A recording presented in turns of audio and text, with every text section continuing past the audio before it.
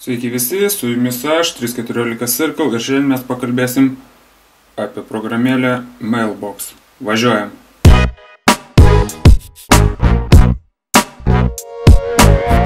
Ir taip, ilgai lauktas elektroninio pašto klientas, kuris vadinasi Mailbox. Visas įdomumas buvo sugalvotas tame, kad reikėjo atsistoti eilę ir norėdamas gauti šitą programėlę, tu turėjai pastovėti eilėj.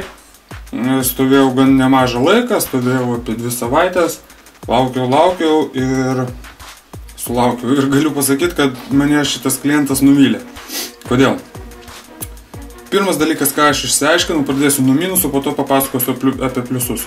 Pirmas dalykas, kas man nepatiko, tai negalima priskirti etikečių, kurios jau yra sukurtas. Tiesa, šitas elektroninio pašto klientas, šitas sukurtas tik tai Gmail'ui. Tai vat, jeigu turit kitą paštą, tai negalėsit naudotis Mailbox'u.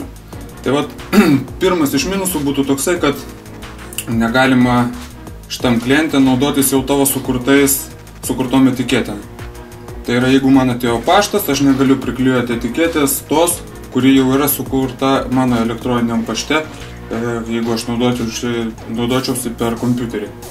Antras minusas, kurį šiandien atradau, tai yra, ir jisai pastumėjo mane padaryti šitą apžvalgą, tai negaliu įkišti man nereikalingo pašto į spamą. Ta prasme, eina spamas ir aš negaliu atžymėti, kad tai yra spamas. Galiu įdėti į archyvą, galiu įdėti, kad man primintų apie šitą paštą, galiu įdėti į priminimus kažkokius ir taip toliau. Į spamą negaliu įdėti. Tai va, 2 pagrindiniai minusai, kuriuos aš matau šitam kliente, eigoj gal susitvarkys. Tai va, pradėkim nuo pradžių. Jums atėjo paštas. Tiesa, visas šitas paštas orientuotas tame, kad jūs nekautumėt savo dėžiai inbox, ta prasme, įeinančiose laiškuose savo laiškų, o viskas orientuota taip, kad tai yra padaryta kaip to-do listas. Tai yra, atėjo laiškas, aš jį perskaičiau, nusprendžiau, ką su juo padaryti ir pašalinau iš inbox. Tai vat, jeigu mes iš kairės į dešinę patrauksim, atsiranda žalia varnelė ir jeigu aš paleisiu, jinai nuvažiuos ir tai bus padaryta, atžymėta, kad aš jau perskaičiau šitą laišką ir bus įdėta į archyvą. Jeigu aš toliau patrauksiu, atsiras iksiukas ir atleidęs aš nusiųsiu paštą į šiukšlių dėžę, šitą vat elektroninę paštą. Jeigu iš dešinės į kairę patrauksiu, palaukit, nesimato į kitą ranką. Jeigu iš dešinės į kairę patrauksiu, atsiras toksai laikrodukas, atleisiu, atsiras toksai meniu, kuriame galėsiu pasirinkti, ką aš noriu padaryti. Toliau, jeigu aš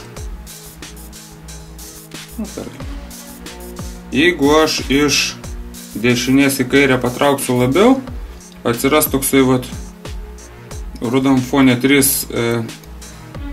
brūkšniukai ir kai atleisiu, čianai atsiras vat tie vat skirtukai, kuriuos aš pasidariau čianai automatiškai šitam Mailbox'e.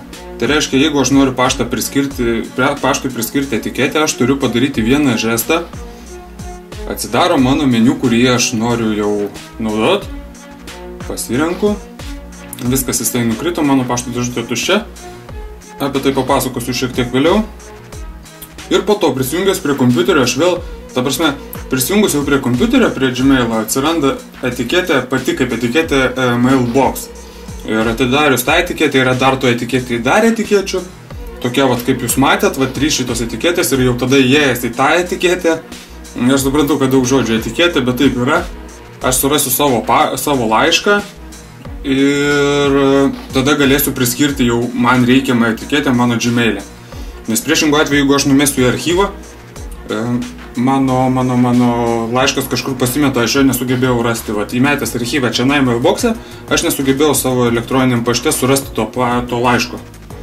Tai vat, į archyvą, čia vat archyvas yra, į archyvai yra mano visokiausiai mokslo, darbo ir visų kitų dalykų slaptažodžiai ir taip toliau. visų kitų dalykų elektroniniai laiškai. Ir jie sumesti į archyvą, nors jie turi atskiras etiketes. Tai va tas man nepatiko labai. Toliau. Tai va čia yra archyvas. Čia yra tuščias mano inboxas, jisai taip ir toksai ir turi būti, įeinantis laiškai, jie turi būti sprendžiami čia ir dabar, tokia pasiėmė jie modelį elektroninio pašto tvarkymo. Paspaudus ant šito logotipo pasirodo nuotrauka, kiekvieną dieną šita nuotrauka keičiasi, lygiai taip pat aš galiu pašarinti, pasakyti draugam, kad va, pas mane tuščia, aš labai gerai tvarkausi. Čianai bus tie laiškai atvaizduoti, kuriuom aš priskiriau datą, kad juos atvaizduoti. Užėjus į archyvą, aš galiu iš archyvo ištrinti, patraukęs iš kairės į dešinę, ir iš dešinės į kairę, jeigu patrauksiu, galiu nusiųsti vėl į inboxą. Tarkim, nusiuntėm į inboxą, sugalvosim atrašyti laišką. Dar vienas minusas, kuris man dabar netgi užstrigo, kad atrašant laišką labai mažai vietos yra patį tekstą matyti. Jeigu aš daug rašysiu teksto, vieną dieną vis tiek kažkaip man pritrūks to lango ir, ne langas traukėsi, langas traukėsi. Atsiradus šaumo rodiklytį tokia, ne čia senas laiškas. Galiu paspausti žvaigždutę, kad tai yra man svarbus laiškas. Toliau paspaudus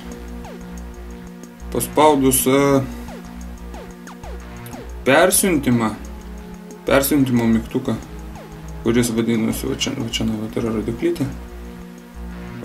Pliusiukas atsiranda, kur kontaktą aš galiu įtraukti. Ir atsiranda dešiniai pusėje dar viena rodiklytė. Ja paspaudžiu, nepasispaudžia, paspaudžiu.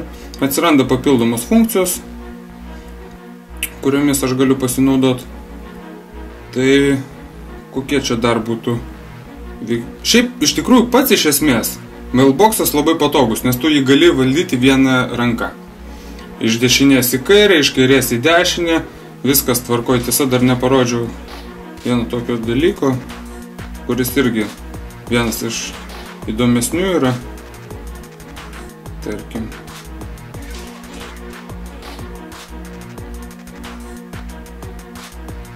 Dabar nueisim mes į mano inboxą.